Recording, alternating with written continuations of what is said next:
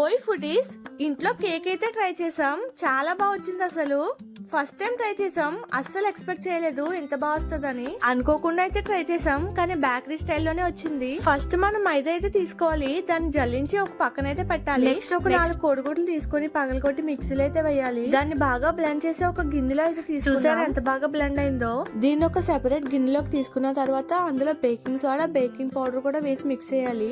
Next అందులోనే మైదా కూడా వేసి బాగా తిప్పాలి. తర్వాత పంచదార పౌడర్ కూడా అందులో వేయాలి, బాగా తిప్పాలి. 4 మెథడ్ లో ఒక అరగంట సేపు అయితే చేయాలి. ఆ మెథడ్ లో చేస్తేనే కేక్ బాగా వస్తుంది. ఆ ప్రాసెస్ చేసేటప్పుడు హ్యాండ్ అయితే చాలా నొప్పి వస్తుంది, కానీ కేక్ చేసేటప్పుడు అదే మెయిన్ ప్రాసెస్. అలా చేసిన తర్వాత బాగా తిప్పాలి. అలా బాగా బీట్ చేసిన తర్వాత అది ఒక బౌల్ లోకి తీసుకోవాలి. కేక్ చేయడానికి మేము ఓవెన్ అయితే యూజ్ చేస్తాం. దాని అంతా గిన్నెలో వేసాక కిందకైతే వేసి కొట్టాలి, అప్పుడే అందులో ఉన్న బబుల్స్ అన్ని పోతాయి. దాని తర్వాత ఓవెన్ లో అయితే పెట్టేసాం. అందులో పెట్టిన తర్వాత మేము అక్కడే ఉంచేసాం ఎప్పుడెప్పుడు అవుతుందా అంటూ. నెక్స్ట్ ఓపెన్ చేసి అందులో టూత్ పిక్ అయితే గుర్తు చూసాం. దానికి పిండి అయితే అంటుకోలేదు. నెక్స్ట్ బయటకి అయితే తీసేసాం. ఫస్ట్ టైం అయితే ఇంత బాగా వచ్చిందని చాలా హ్యాపీగా అయితే. మీరే చూడండి ఎంత బాగా వచ్చిందో. చాలా ఫ్లఫీగా అయితే వచ్చింది.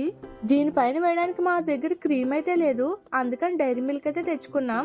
ఈ డైరీ మిల్క్ ని అందులో వేసి బాగా కరిగించి దీనిపైన టేస్ట్ అయితే చాలా బాగుంటది. అందుకే ఈ కేక్ కూడా ఇలా ఉంటే బోడిగుండ్లా ఉంది. అందుకని చెప్పి దీనిపైన పంప్కిన్ సీడ్స్, ఆల్మండ్స్ అయితే వేసి డెకరేట్ చేసాం. ఇప్పుడు చూసారా దానికి ఎంత బాగుందో. టేస్ట్ కూడా అలా అనిపించింది. అలా కేక్ ని కోస్తుంటే చాలా స్మూత్ గా అయితే దిగింది చాకు. చాలా ఫ్లఫీగా వచ్చింది. నాకైతే చాలా బాగా సూపర్ వచ్చింది అసలు. మీకు నచ్చితే సబ్స్క్రైబ్ చేయండి. Okay bye friends, subscribe.